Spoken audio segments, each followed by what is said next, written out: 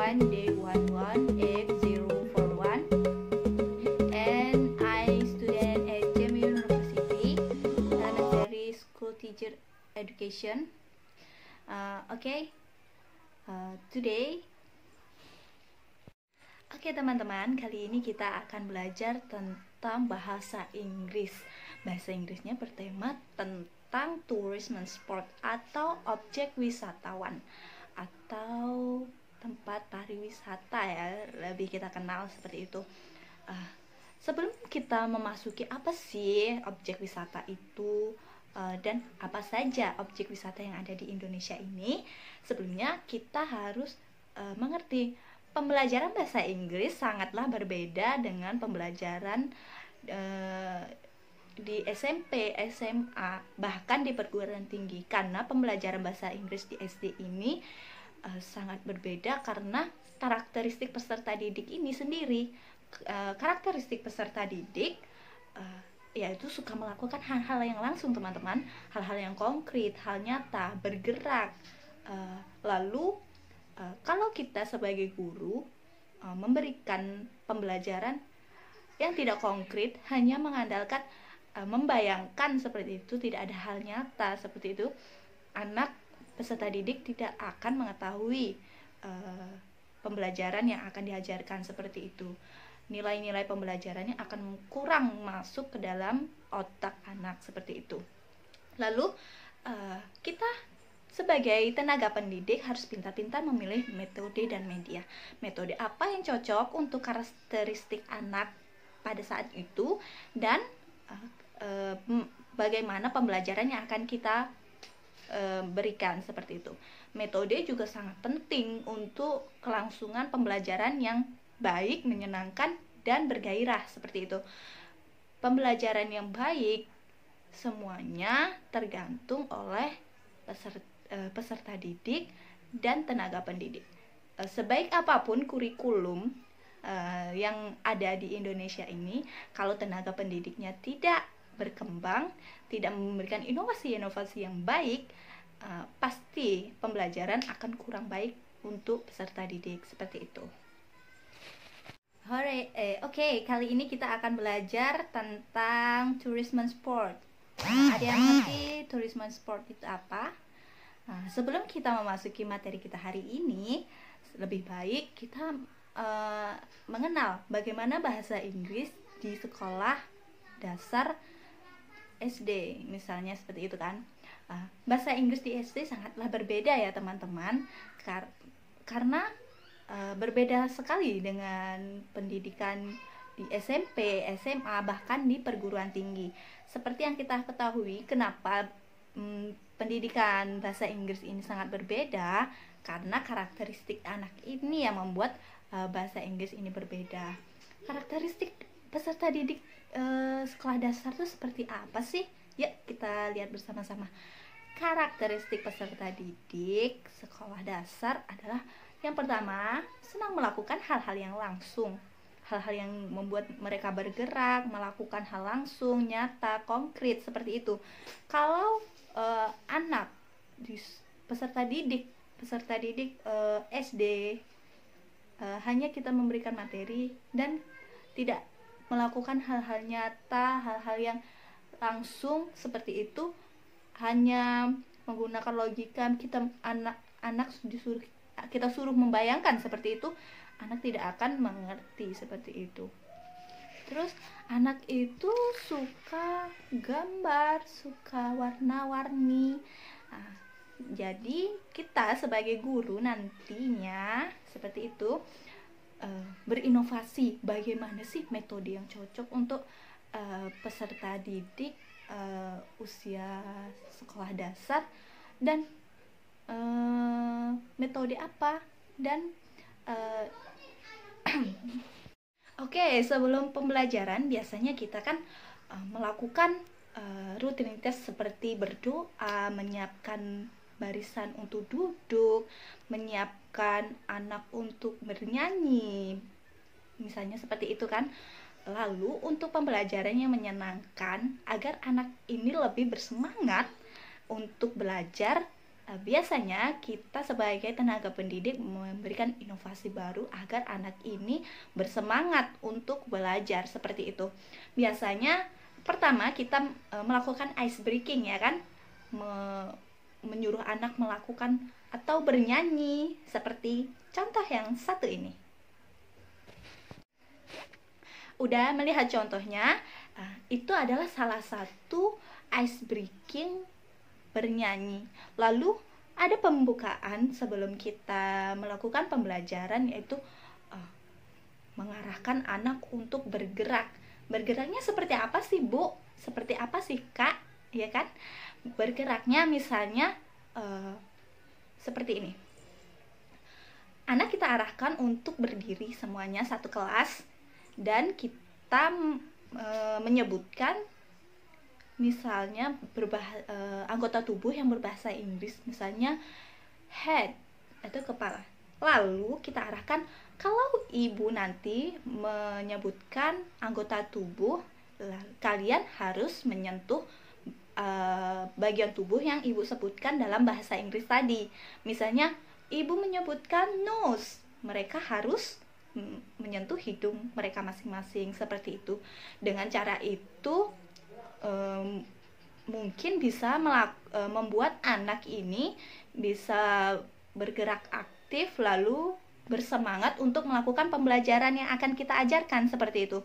Lalu bagaimana sih, Bu, kalau misalnya anak kurang bersemangat? Dengan cara itu mungkin tenaga pendidik ini bisa memberikan gerakan-gerakan yang lebih sulit, lebih cepat seperti itu kan, sehingga anak nanti lebih bisa berpikir positif, bisa berpikir lebih cepat, aktif, tanggap, dan bergerak seperti itu. Baik, di sini kita akan belajar tentang tempat pariwisata atau objek wisata yang ada di Indonesia. Karena kita tinggal di Indonesia, kita harus mencintai pariwisata Indonesia. Apa saja sih pariwisata yang ada di Indonesia yang menjadi daya tarik wisatawan luar negeri atau orang asing seperti itu kan? Nah, di sini saya mengambil 5 contoh tempat pariwisata yang paling diminati atau menjadi daya tarik utama wisatawan untuk datang ke Indonesia seperti itu. Yang pertama ini adalah Gunung Bromo, dan yang kedua Borobudur Temple atau Candi Borobudur. Yang ketiga ini ada Pulau Dewata Bali.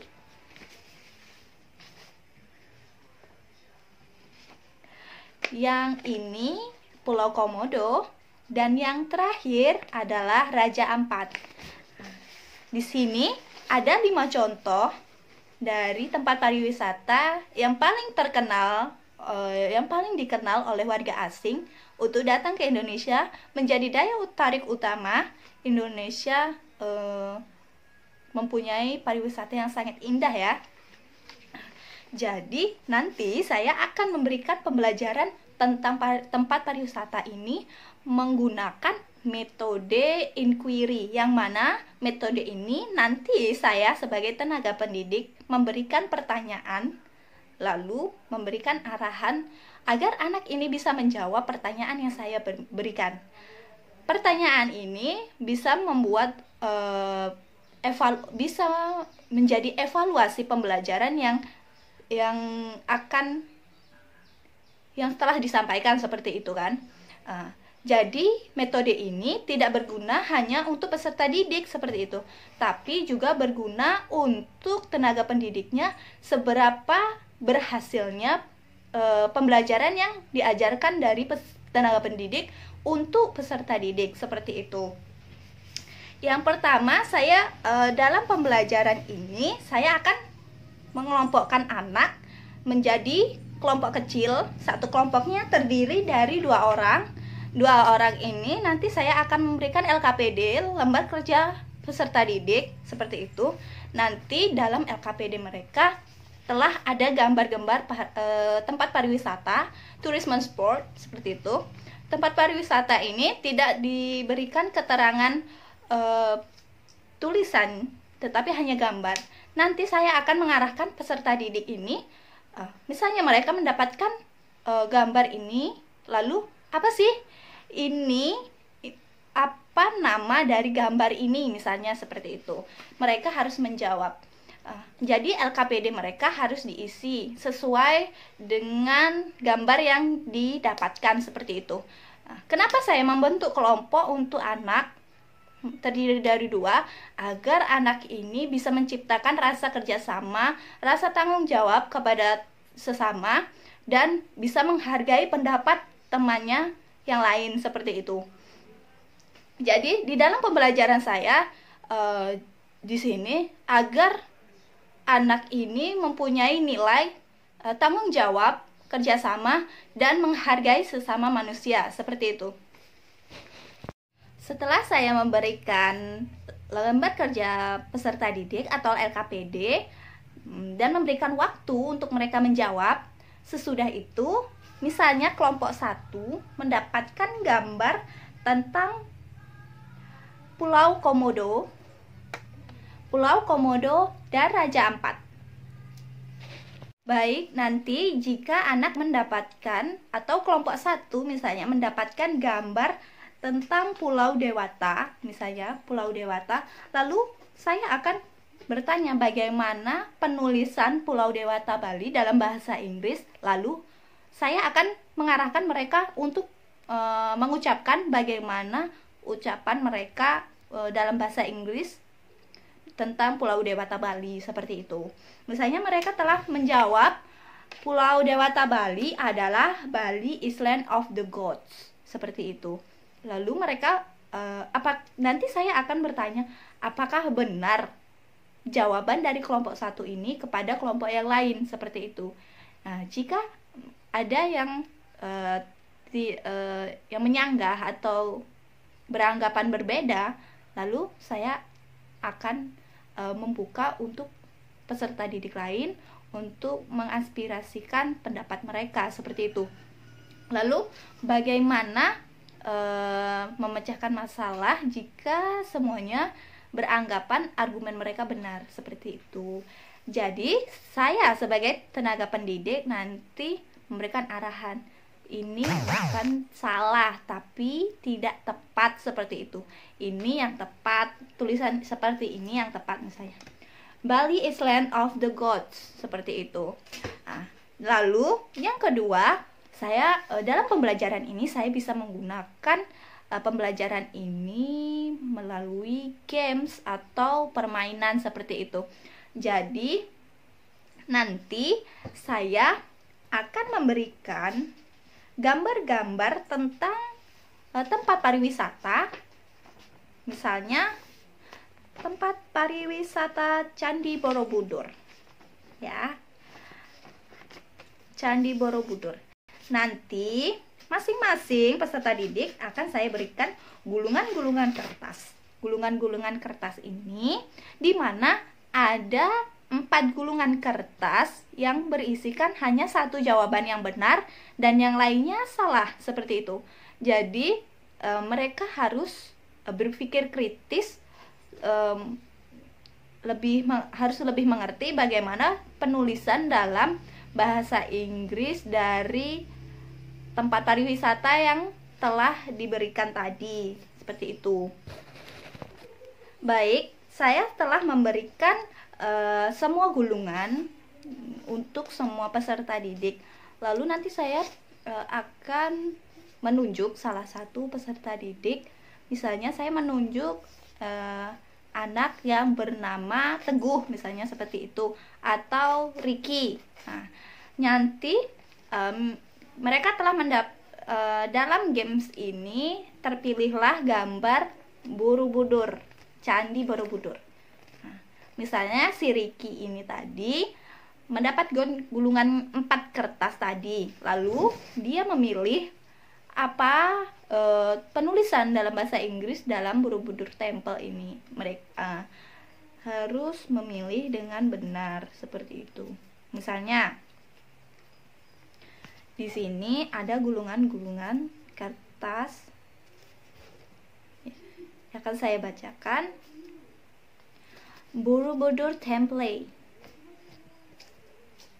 Borobudur Temple. Temple Borobudur and Borobudur Temple. Oke. Nanti si Ricky ini menjawab. Nanti si Ricky ini misalnya menjawab Borobudur Temple. Lalu saya akan bertanya, apakah benar pernyataan dari si Ricky ini tadi? Nah, kalau misalnya ada yang menyebutkan yang berbeda dari si Ricky ini, karena jawaban dari si Ricky ini memang benar, kita harus meluruskan. Tidak boleh mengejudge anak ini salah, tapi kurang tepat seperti itu. Nanti di akhir permainan kita akan memberikan reward kepada anak agar pembelajaran selanjutnya mereka lebih bersemangat dan lebih bergairah untuk mengikuti pelajaran yang akan kita ajarkan seperti itu. Jadi metode yang cocok untuk anak peserta didik dalam pembelajaran kali ini adalah menurut saya inquiry, yang mana nanti saya akan memberikan pernyataan atau pertanyaan untuk mengevaluasi kembali pembelajaran yang saya berikan. Apakah pembelajaran yang saya berikan ini sudah baik untuk peserta didik atau sudah cocok, sudah terserap dengan baik kepada peserta didik seperti itu. Jadi itulah pembelajaran kita tentang tempat pariwisata dan metode yang cocok untuk pembelajaran dan karakteristik peserta didik tersebut. Mungkin banyak kesalahan yang saya ucapkan karena di sini kita sama-sama belajar. Saya ucapkan terima kasih. Semoga ilmu ini bermanfaat untuk kita semua dan menjadi pembelajaran untuk selanjutnya, untuk tetap belajar seperti itu. Terima kasih untuk telah menonton video saya kali ini. Wabillahi taufik wal hidayah. Wassalamualaikum warahmatullahi wabarakatuh.